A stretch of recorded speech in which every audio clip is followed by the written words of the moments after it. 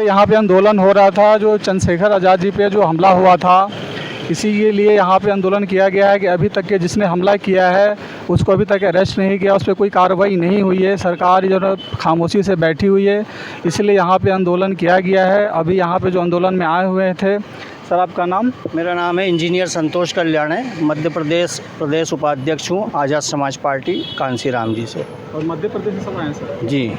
तो सर आपको ऐसा क्या लगता है कि इनका हमला करने का कारण क्या है? देखिए, बहुजनों की आज एकमात्र जो आवाज़ है वो एक ही बुलंद आवाज़ है। चाहे कहीं से भी आप देश भर से उठा के देखिए, जो पुराने हमारे माननीय कांसीराम साहब थे, उसके बाद कई लोगों ने प्रयास किया लेकिन वो पूरे मिशन को नष्ट कर बैठे।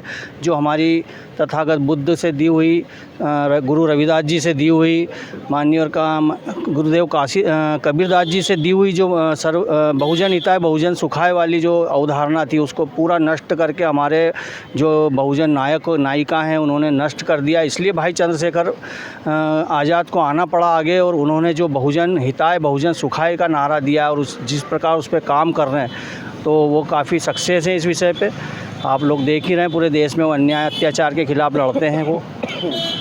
जी, इसीलिए इनको रास्ते से हटाने की कोशिश किया है। देखिए, ये जो है पहले तो उन्होंने काफ़ी प्रयास किए हमारे लोगों को, जो मामूली कार्यकर्ता थे, पदाधिकारी थे, उन पे हमला करने का। जैसे हमारे एक भाई पे बिहार पे हमला हुआ, पासवान पे, उसकी 20 गोलियां मारकर हत्या कर दी गई। लेकिन जब उन्होंने देखा दुश्मनों ने कि भाई ये तो 20 गोली मारने पे भी इनका जिला अध्यक्ष मर गया, लेकिन ये लोग पीछे नहीं हटे, डरे नहीं, तो उन्होंने एक और हमला हमारे विदिशा के जिला अध्यक्ष पे किया, उसको ही मारने की कोशिश की, पूरा लहूलुहान कर दिया। लेकिन मजाल है कि बहुजन आर्मी का, भीम आर्मी का एक भी सिपाही आगे से पीछे हो जाए। पूरी शिद्दत के साथ वो वैसे ही इसी जज्बे के साथ पूरे देश की लड़ाई लड़ रहे थे। तब जाकर इन दुश्मनों ने, इन मनुवादियों ने सोचा कि भाई ऐसे तो ये लोग मानेंगे नहीं, क्यों ना जड़ पे ही हमला किया जाए। और वो जो उनकी सोच थी जड़ पर हमला करने की, उसी का रिजल्ट था जो भाई के ऊपर 4 गोलियां चलाई गई। लेकिन आपका जैसे कहना है कि उनको पकड़ लिया है, पकड़ ज़रूर लिया उन चारों को, जो केवल मोहरे थे, वो केवल प्यादे थे। लेकिन जिनके हाथों में शतरंज की बाजी है, जो लोग हमला करवा रहे हैं, वो लोग अभी तक सामने नहीं आए। और वही हमारी आज जंतर मंतर पर मांग रही है कि CBI जांच कराई जाए कि इस सारी घटना के पीछे कौन लोग हैं। तो जो लोग पकड़े गए हैं तो उनके ऊपर उसे पूछताछ नहीं हुई, वो जवाब बता नहीं रहे हैं। देखिए, वो लोग सरकार के ऐसे मोहरे थे, वो जानबूझकर प्लांट किए गए लोग थे। वो ऐसे लोग थे जिन्होंने बताया कि भाई हम लोगों ने घर से निकलकर चंद्रशेखर आज़ाद जी को देखा और हमारे पास हथियार थे, हमने तुरंत हमला कर दिया। जबकि ये कोई 5वीं 6ठी क्लास के बच्चे को भी स्टोरी सुनाएंगे तो वो यकीन नहीं करेगा। निश्चित रूप से बहुजन नायक, इस बहुजन मिशन की एकमात्र आशा का केंद्र माननीय चंद्रशेखर आज़ाद जी पे जो हमला किया गया, पूरी प्लानिंग के साथ किया गया है। उन लोगों की जांच के लिए CBI जांच की मांग की गई है। साथ में जो चारों आरोपी हैं उनका नार्को टेस्ट कराने के लिए, लाई डिटेक्टर जाँच कराने के लिए हम लोगों ने आज ज्ञापन दिया है राष्ट्रपति महोदय के नाम से। अच्छा मैम, अभी जो मणिपुर का जो अभी जो मामला आया है सामने, आपने देखा है कि एक महिला को नंगा करके उनको बहुत बुरी तरीके से कहा जा सकता है, तो उनका जो है ना परेड कराया गया, उनके साथ क्या क्या अत्याचार किया। एक महिला होकर के आप क्या कह सकते हैं उनके बारे में? देखिए, सबसे पहले भारत में एक चीज़ चल रही है, महिलाओं को भी 2 वर्ग में बांट दिया गया है। इसमें SC ST की महिलाओं को अलग कर दिया गया है और जनरल कैटेगरी की जो महिलाएं उनको अलग कर दिया गया है। तो कितना भी है ना शोषण करना है, अत्याचार करना है, SC ST की महिलाओं के साथ हो रहा है, हमेशा से ही हो रहा है। आप देखेंगे कि मणिपुर में करीब 70 दिन से अगजनी हो रही है, लेकिन हमारे जो फेकू मोदी जी हैं, उन्होंने एक बार भी वहाँ पर जाकर किसी भी उसमें बात करने की कोशिश नहीं की, ना जनता को कोई सांत्वना दी है कि है ना हम है ना कोई कार्रवाई कर रहे हैं, कुछ नहीं। और उल्टा आप देखेंगे कि जिस तरह से SC ST और सवर्ण लोगों को परवर्ण लोगों को लड़ाया जाता था आरक्षण के नाम पर।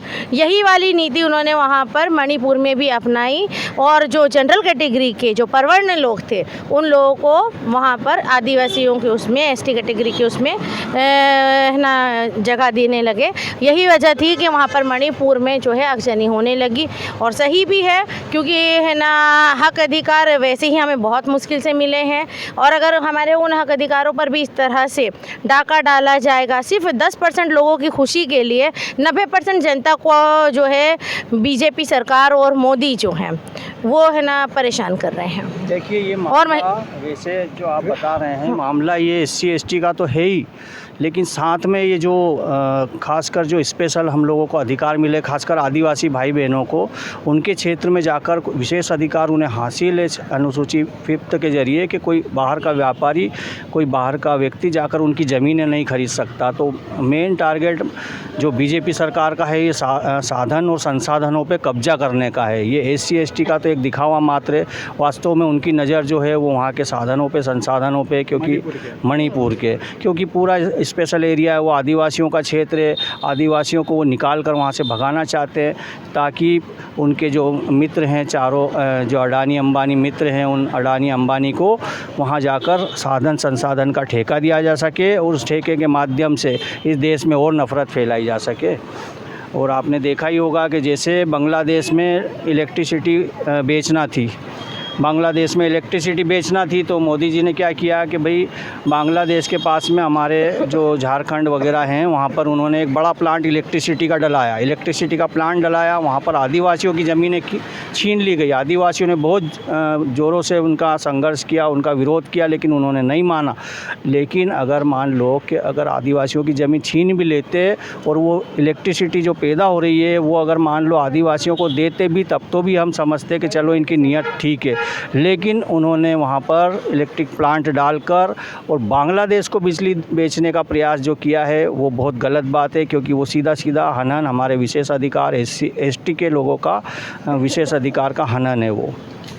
जिस तरह से वहाँ पे 72 दिनों से आगजनी हो रहा था, अगर और भी कोई स्टेट में होता तो अब तक मोदी जी तो वह राष्ट्रपति शासन लगा देते जहाँ इनकी सरकार नहीं होती है। निश्चित है, आप लोगों का कहना बिल्कुल ठीक है, क्योंकि ये लोग जिस कहना चाहिए तानाशाही सरकार के रूप में काम कर रहे हैं, इनका एजेंडा साफ साफ है, इनको पूरे देश पे कब्जा करना है। क्योंकि हम सब जानते हैं कि ये विदेशी लोग हैं जो इस देश को इस समय चला रहे हैं, जो पिछले 9 सालों से वो बाहर से आए लोगों की सरकार है। हम सब जानते हैं कि भाई मोदी जी के पीछे कौन लोग हैं जो इस सरकार को चला रहे हैं। एक तरह से ये एक रोबोट है जिसका कंट्रोल, जिसका रिमोट RSS के हाथ में, स्पष्ट रूप से कहूँगा मैं।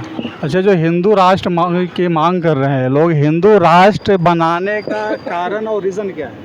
देखिए, हिंदू राष्ट्र तो कहीं बनाना नहीं है इनको। मेन तो इनका जो उद्देश्य रहता है वो सेग्रीगेशन का रहता है। सेग्रीगेशन जो वोटों का पृथक्करण करते हैं ना ये लोग, कि भाई हम लोगों के लिए सब लोग आ जाए। क्योंकि ये लोग जानते हैं, जो लोग इस देश पे राज कर रहे हैं वो जानते हैं कि हम 3% लोग इस देश के लोग हैं जिनको हमारा खुद का सरपंच क्या पंच भी नहीं बना पाएंगे। लेकिन इनको मालूम है कि अगर SC ST को हिंदू के नाम पर जोड़ लिया जाए, मुस्लिम का भय दिखाकर इनको संगठित कर लिया जाए तो हमारी जीत निश्चित हो जाती है।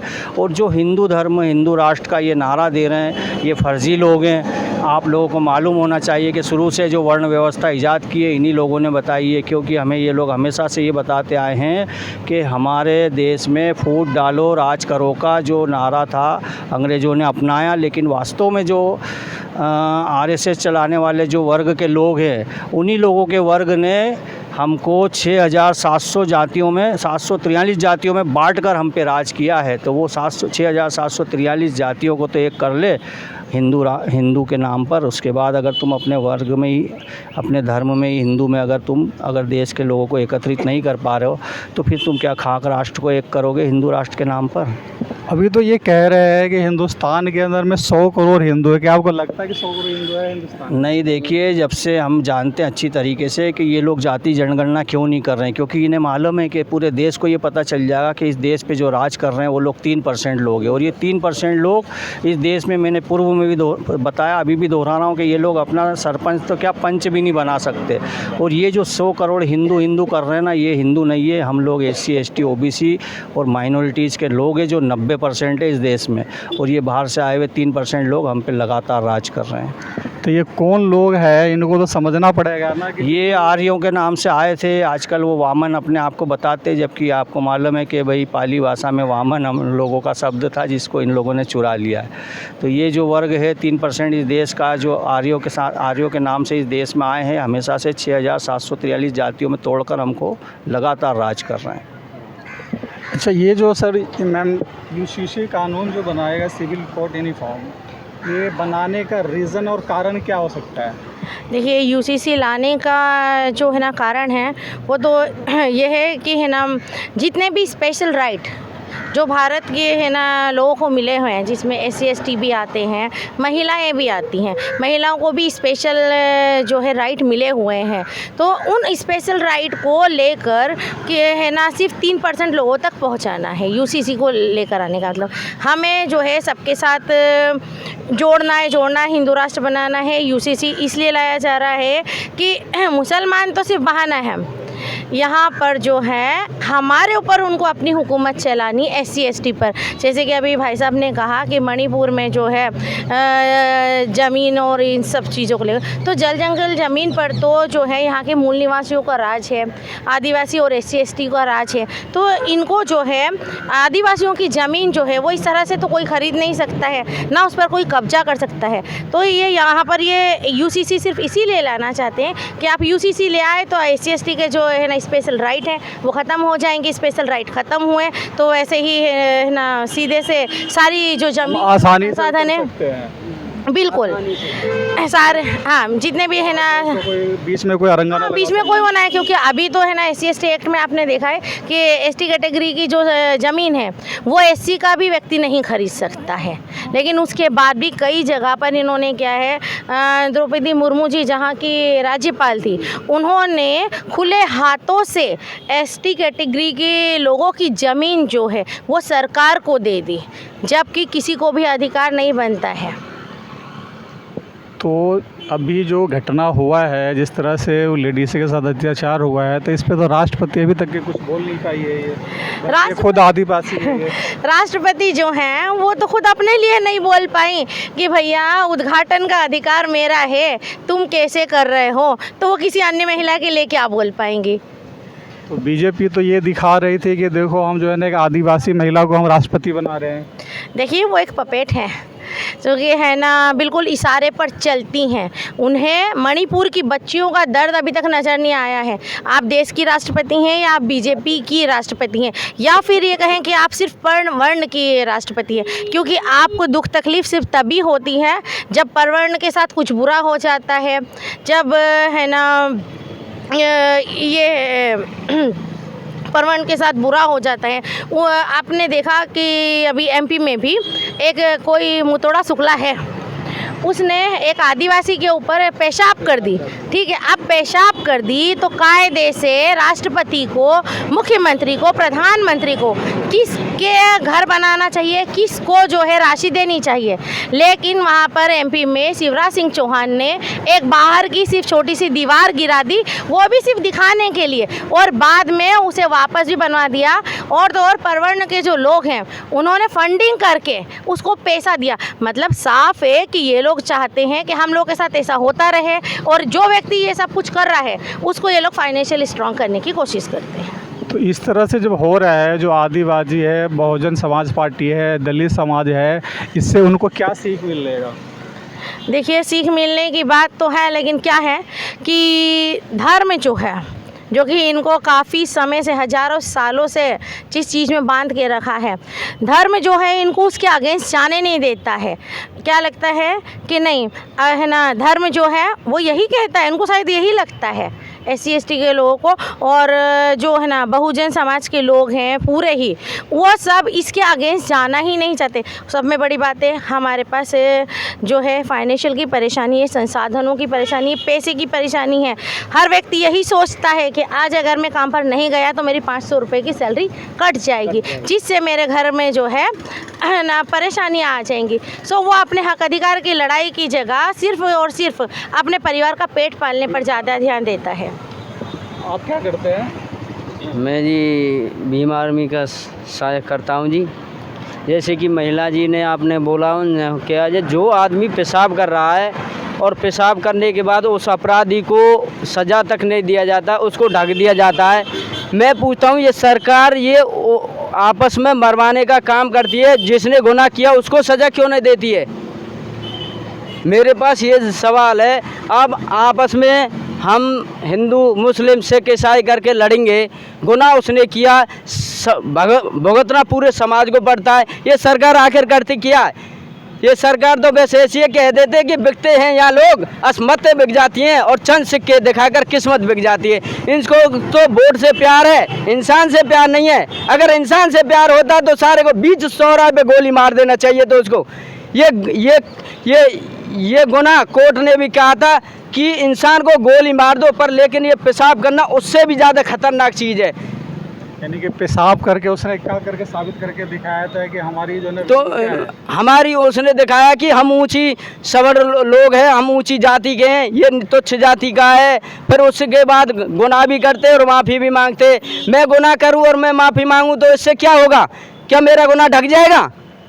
ढकेगा जब कानून उसको सज़ा देगा। तो कानून उसको सज़ा दिया है? कानून कहाँ चुप्पी साधा हुआ है? वो वोट की राजनीति में लगा है ना, उसे वोट से प्यार है, जनता से प्यार नहीं। जबकि देश का प्रधानमंत्री वही होता जो सबके हित की सोचता है, ना कि बलकर है जी। अलग कर दिए शिवराज जी ने। अरे अलग करने से क्या होता? उसको सजा नहीं मिली तो अलग करने से क्या? मैं भी कह दूँ ये गुनाह करते जाओ और अलग करते जाओ, इससे क्या होने जाए? ये भैया ने शिवराज सिंह चौहान वाली जो बात कही, भाई साहब अगर जब तक मुजरिम को सज़ा ना मिलेगी, चाहे मैं क्यों ना हूँ, अगर गुनाह कर रहा है उसको सज़ा देनी ज़रूरी है, तभी उसमें सुधार होगा।